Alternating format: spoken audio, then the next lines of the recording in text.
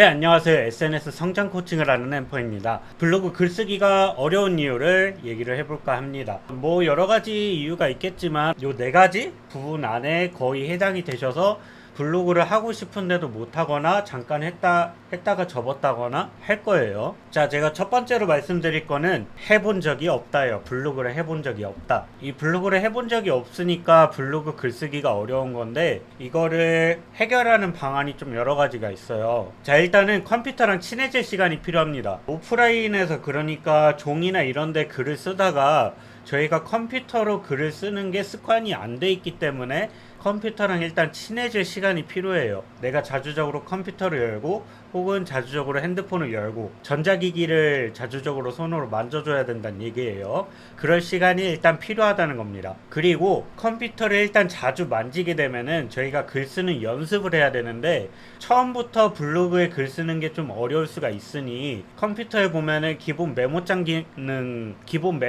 기능 같은 게 있어요. 그래서 거기에다가 글을 자주 쓰는 걸 연습을 합니다. 어떤 글을 쓰시던 전혀 상관이 없어요. 그런 거를 자주 쓰는 걸 연습을 하고, 만약에 그런 것도 어렵다라고 하면은 분명히 노트나 일기장이나 다이어리 같은데 글을 직접 쓰셨을 거예요. 그거 쓰신 거를 옮겨 적습니다. 메모장에 그대로 옮겨 적어요. 그러면서 키보드 빨리 치는 연습도 하는 거죠. 저희가 그런 글들을 길게 쓸 필요가 전혀 없습니다. 한 줄도 괜찮고 두 줄도 괜찮아요. 그래서 이러한 연습들을 계속 하는 거예요. 계속 하다 보면은 컴퓨터로 글 쓰는 게 조금씩 익숙해질 겁니다. 그러한 과정을 거쳐서 블로그를 쓰시면은 괜찮아질 거예요. 두 번째로는요, 기술적인 어려움이 있어서 블로그 글을 못 쓴 경우입니다.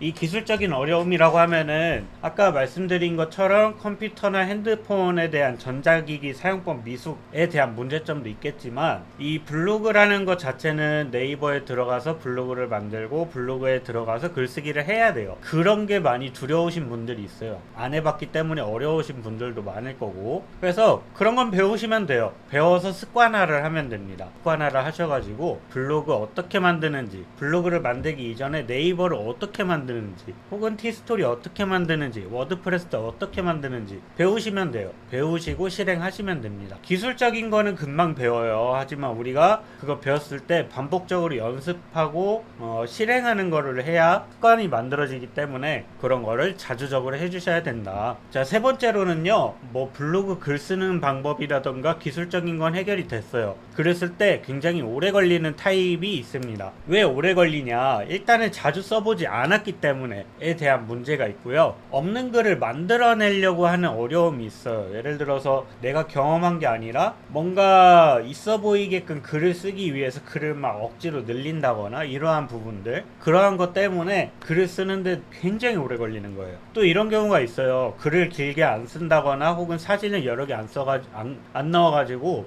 글 노출이 안 될 것 같은 그런 두려움, 무조건 난 이 글을 노출을 시켜야 돼 하는 두려움이나 압박감이 생겨서 이 글을 쓰다가 글 노출이 안 됐어, 너무 힘든 거죠, 심적으로. 그러다가 글을 안 쓰게 되는 경우. 그러면 저희가 좀 더 글을 쉽게 쓰려면은 제일 쉬운 방법이 내 경험에 의한 글을 쓰는 게 제일 쉬워요. 내 경험에 의한 글은 여러 가지가 있겠죠. 뭐 직접적으로 회사를 다니면서 느꼈었던 그런 글감이라든가, 내 전문적인 지식이 들어간 글감이라던가, 혹은 오늘 밥을 먹었어, 친구랑 밥은 먹은 글감, 일기장을 쓰듯이 쓰는 글감이 제일 쓰기가 편해요. 쓰기가 좋고, 그게 제 스스로에 대한 말 스타일이 스스로 나오기 때문에 그러한 것들을 먼저 해보신 게 굉장히 좋을 겁니다. 자, 네 번째로는요, 이 글 노출에 대한 압박감이 있을 수가 있어요. 아까 말한 것과 좀 이어지는 부분인데, 이 글 노출이라는 거는 굉장히 여러 가지 부분이 있거든요. 키워드 공부했어, 뭐 제목 공부했어, 그리고 글 내용 어떻게 만드는지 공부를 했습니다. 그리고 썸네일 만드는 것도 공부했어요. 사진 어떻게 넣어야 되는지도 공부했습니다. 지도 넣는 것도 배우고,